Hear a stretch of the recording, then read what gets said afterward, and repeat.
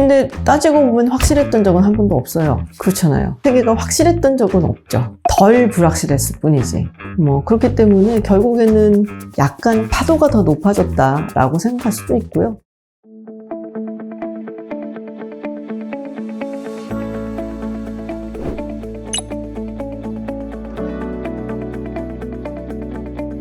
최근에 굉장히 유튜브 같은 데서도 활발하게 국제정세에 대해서 알려주고 계시잖아요. 근데 최근 국제정세에 대해서 한 줄로 아니면 한 단어로 표현한다면 뭔가 어떻게 표현할 수 있을지 궁금합니다. 기존의 질서가 무너지고 있다. 한 줄로 말하면. 좀 더 약간 세부적으로 그 단어를 좀 설명할 수 있다면 어떻게 될까요? 피디님은 유엔이 언제 생겼다고 생각하세요? 2차 세계대전 2차 세계대전 끝나고 생겼거든요. 그 전에 이거에 관련된 논의들을 1941년에 처칠하고 그리고 루즈벨트 대통령하고 논의를 하고 그리고 이제 45년에 2차 세계대전 끝나기 직전에 생긴 거예요. 근데 우리는 되게 당연한 것처럼 생각하거든요. 유엔이라는 어떤 국제기구가 있고 그리고 WTO 같은 국제 자유무역을 이렇게 보호해주고 권장을 하는 그런 기구가 있고 그래서 무역을 통해서 서로 간에 이익이 되는 방향으로 교역을 하고 근데 이게 사실은 2차 세계대전 이후에 들어선 하나의 국제 질서예요. 어떻게 보면은 새로운 것일 수도 있고 대단히 굉장히 당연하게 생각했었던 그 질서가 이제는 와해가 되는 중이다 라고도 이야기를 많이 하죠. 사실 80년이 지났으니까 와해가 돼도 그럴만한 때가 왔다. 끝발이 다 해도 살 때가 됐지라고 생각들을 하는데 재밌는 거는 이 질서를 만드는데 주인공이 되었었던 주도를 했던 국가가 미국이에요. 근데 지금 보면은 어쩌면 미국의 대통령인 트럼프 대통령이 나서서 이거를 무너뜨리고 있는 거죠. 제 생각에는 미국만이 이거에 대한 책임이 있다고 생각은 안 해요. 다만 상황이 그때 당시에 어떤 질서로 국제사회를 바라보고 이끌어갈 만한 상황이 아니다. 뭔가 새로운 질서를 찾든지 아니면은 질서가 없는 그야말로 정글 같은 다극체제 살든지 이렇게 될 텐데 어떻게 될지는 모르지만 중요한 것은 그 전에 이 국제사회를 이끌어갔던 질서는 무너지고 있다. 이렇게 보이는 거죠. 같이 컨퍼런스에 오시는 분들은 중소기업 경영자들이 굉장히 많아요. 근데 사실 중소기업 경영자들이 이런 국제 정세를 뭔가 세세하게 바라보거나 아니면 뭔가 이제 디테일하게 보기보다는 오히려 훨씬 더 국내 이슈나 이런 쪽으로도 관심을 많이 갖는 경향이 있는데 이거에 대해서는 또 어떻게 생각하실까요? 그거는 사실 당연한 얘기기도 해요.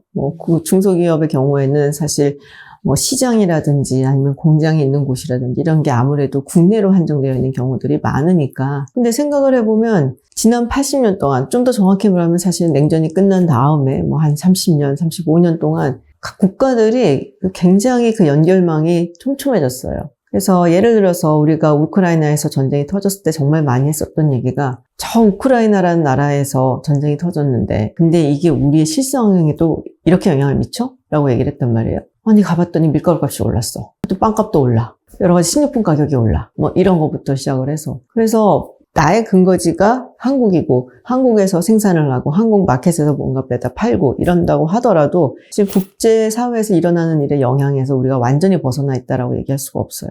유가가 출렁이게 되면은 당연히 그게 또 영향을 미칠 수밖에 없는 거고 철강 가격이 출렁이게 되면 그것도 영향을 미칠 수밖에 없는 거고 간접적으로라도 영향을 미칠 수밖에 없다라는 거죠. 그리고 한국 같은 경우는 외교 안보라든지 지정학적으로 봤을 때 굉장히 또 중요한 나라이기 때문에 많은 나라에서 주목을 하고 있거든요. 그럼 한국에서 어떤 일이 일어나냐가 외국에 영향을 미치기도 하고 그 영향이 다시 돌아오기도 해요. 그래서 물론 많은 분들이 다 세세하게 구체적으로 어떻게 되고 있걸 아실 필요는 없지만 세계가 어떤 방향으로 돌아가고 있다는 정도는 알고 계시면은 좀 더 장기적으로 기업 전략을 세울 때 도움이 되지 않을까 생각을 하죠. 박사님께서는 다양한 글로벌 리더들과 굉장히 많은 대담을 하셨잖아요. 최근에 또 유튜브에서도 많이 올라오고 있는데 근데 지금 세계가 약간 겪고 있는 구조적 변화를 좀 깊이 들여다보셨을 것 같아요. 근데 이번 컨퍼런스 강연 주제가 글로벌 위기 속 기회를 잡는 3가지 법칙이라고 이렇게 키워드를 저희가 잡았었는데 이런 내용에서는 좀 어떤 내용을 풀어주실지 간략하게 한번 설명 부탁드립니다. 사실 저는 경영을 하는 사람은 아니기 때문에 경영업체 리더로서 어떤 전략을 세우라고 말씀을 드리긴 힘들고 그리고 그것도 사실은 섹터마다 다 다르잖아요. 어떤 섹터는 이 상황에서 더 이득을 보기도 하고 어떤 섹터는 굉장히 손해를 보기도 하기 때문에 네, 제가 강연에서 들려드리고 싶은 내용은 말씀드렸다시피 굉장히 전반적이면서도 그렇지만 우리가 꼭 알아야 될 지금 현재 국제사회가 어떻게 돌아가고 있는가에 좀 더 초점을 맞출 것 같아요. 그리고 그 중에서도 아무래도 미국 이야기가 좀 많이 차지하지 않겠냐. 지금 트럼프 대통령 들어오고 나서 지금 전부 다 이게 도대체 어떻게 되는 거냐, 뭐 자고 나면 새로운 일이 터져 있고 막 이렇잖아요. 왜 그러는 것인지 그냥 피상적으로 뉴스에서 들리는 거 말고 정말 깊이 들어가서 미국에서 어떤 시스템이 어떤 방식으로 이게 움직이고 있는 것인지, 트럼프 대통령이 저렇게 행동을 한 데는 사실은 뒤에는 어떤 내용이 있는 것인지 이런 것들 좀 풀어드리고 싶어요.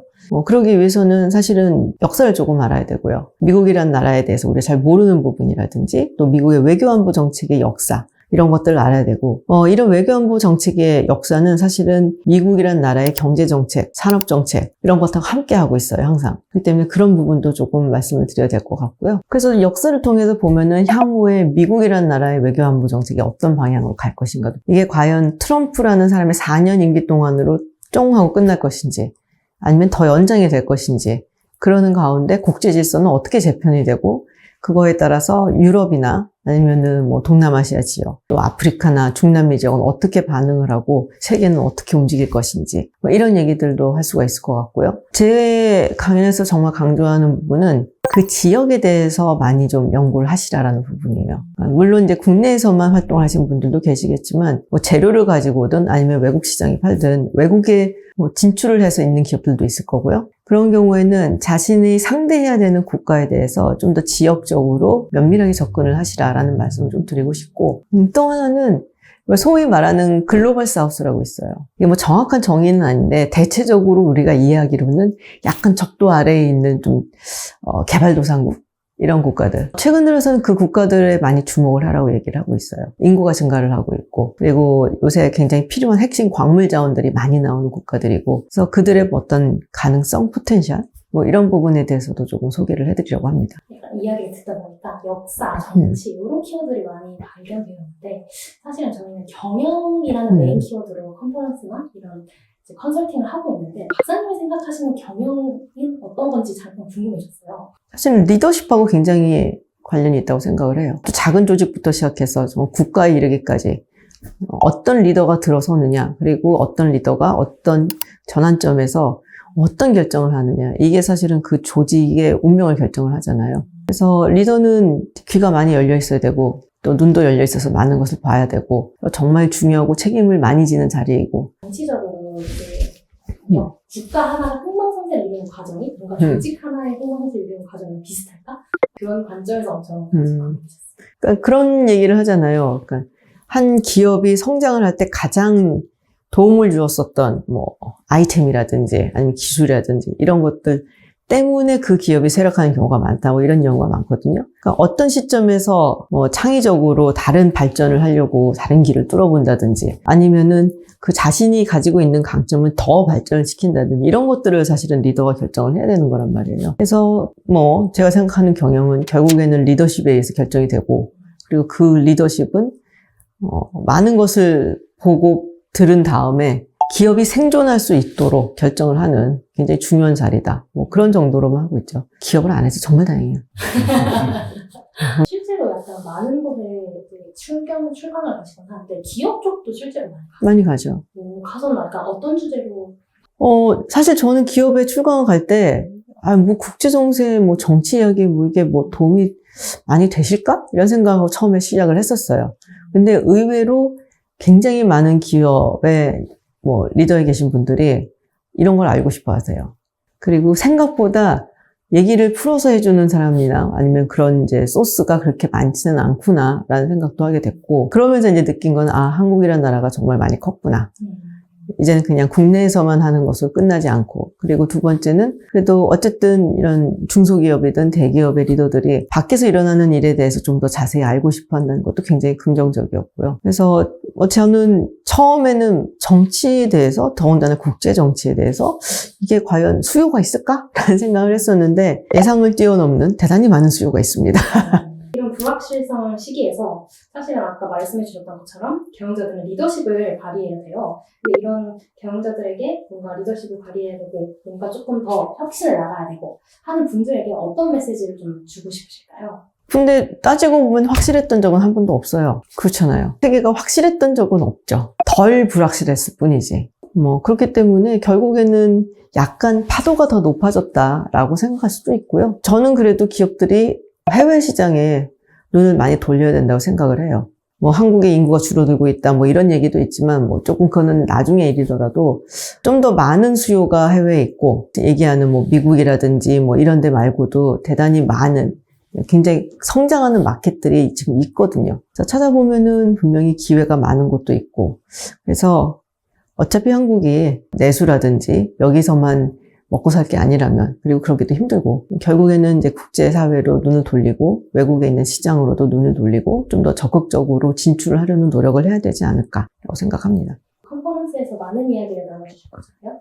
그래도 내가 이거 하나는 확실하게 알려드릴 수 있다 하는 점이 있으면 약간 불확실성의 시대라고 방금 얘기해놓고